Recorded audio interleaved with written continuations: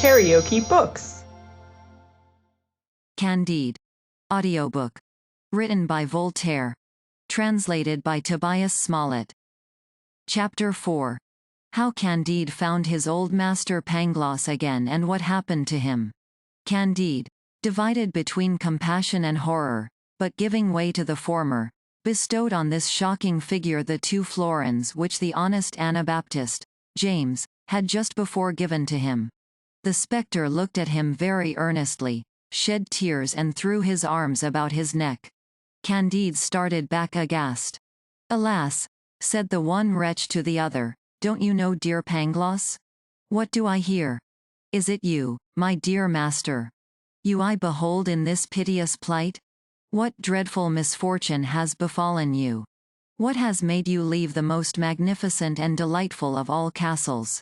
What has become of Miss Cunegonde, the mirror of young ladies, and nature's masterpiece?" "Oh, Lord!" cried Pangloss, "I am so weak I cannot stand," upon which Candide instantly led him to the Anabaptist's stable, and procured him something to eat.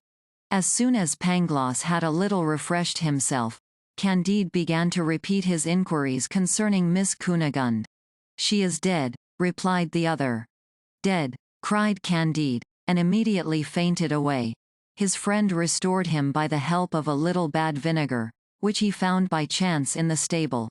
Candide opened his eyes, and again repeated, "Dead! Is Miss Cunegonde dead? Ah, where is the best of worlds now? But of what illness did she die? Was it of grief on seeing her father kick me out of his magnificent castle? No," replied Pangloss, "her body was ripped open by the Bulgarian soldiers, after they had subjected her to as much cruelty as a damsel could survive.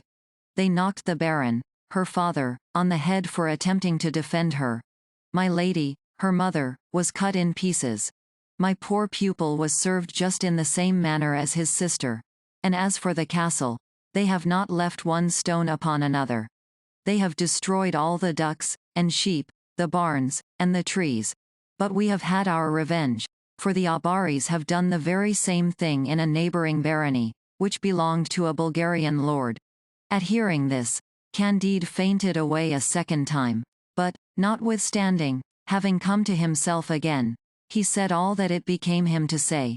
He inquired into the cause and effect, as well as into the sufficing reason that had reduced Pangloss to so miserable a condition. "Alas," replied the preceptor, "it was love.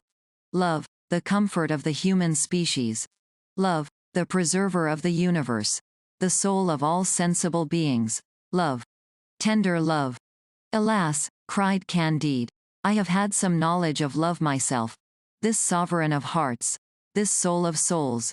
Yet it never cost me more than a kiss and 20 kicks on the backside. But how could this beautiful cause produce in you so hideous an effect?" Pangloss made answer in these terms. "Oh my dear Candide, you must remember Paquette, that pretty wench, who waited on our noble Baroness.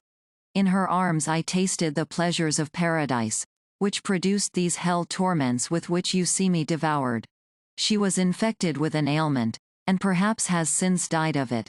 She received this present of a learned Franciscan, who derived it from the fountainhead. He was indebted for it to an old countess, who had it of a captain of horse, who had it of a marchioness, who had it of a page. The page had it of a Jesuit, who, during his novitiate, had it in a direct line from one of the fellow adventurers of Christopher Columbus. For my part one shall give it to nobody, I am a dying man." "O sage Pangloss," cried Candide, "what a strange genealogy is this! Is not the devil the root of it?" "Not at all," replied the great man. "It was a thing unavoidable, a necessary ingredient in the best of worlds. For if Columbus had not caught in an island in America this disease, which contaminates the source of generation, and frequently impedes propagation itself, and is evidently opposed to the great end of nature, we should have had neither chocolate nor cochineal." It is also to be observed, that, even to the present time, in this continent of ours, this malady, like our religious controversies, is peculiar to ourselves. The Turks, the Indians, the Persians, the Chinese, the Siamese, and the Japanese are entirely unacquainted with it. But there is a sufficing reason for them to know it in a few centuries. In the meantime, it is making prodigious havoc among us, especially in those armies composed of well-disciplined hirelings, who determine the fate of nations. For we may safely affirm, that, when an army of 30,000 men engages another equal in size, there are about 20,000 infected with syphilis on each side. Very surprising, indeed, said Candide, but you must get cured.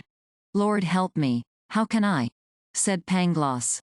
My dear friend, I have not a penny in the world, and you know one cannot be bled or have an enema without money. This last speech had its effect on Candide. He flew to the charitable Anabaptist, James. He flung himself at his feet, and gave him so striking a picture of the miserable condition of his friend that the good man without any further hesitation agreed to take drive Pangloss into his house, and to pay for his cure. The cure was effected with only the loss of one eye and an ear. As he wrote a good hand, and understood accounts tolerably well, the Anabaptist made him his bookkeeper. At the expiration of 2 months, being obliged by some mercantile affairs to go to Lisbon, he took the 2 philosophers with him in the same ship. Pangloss, during the course of the voyage, explained to him how everything was so constituted that it could not be better. James did not quite agree with him on this point.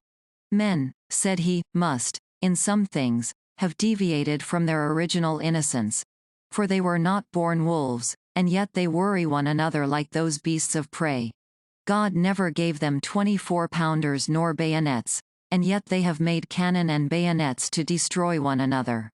To this account I might add not only bankruptcies, but the law which seizes on the effects of bankrupts, only to cheat the creditors.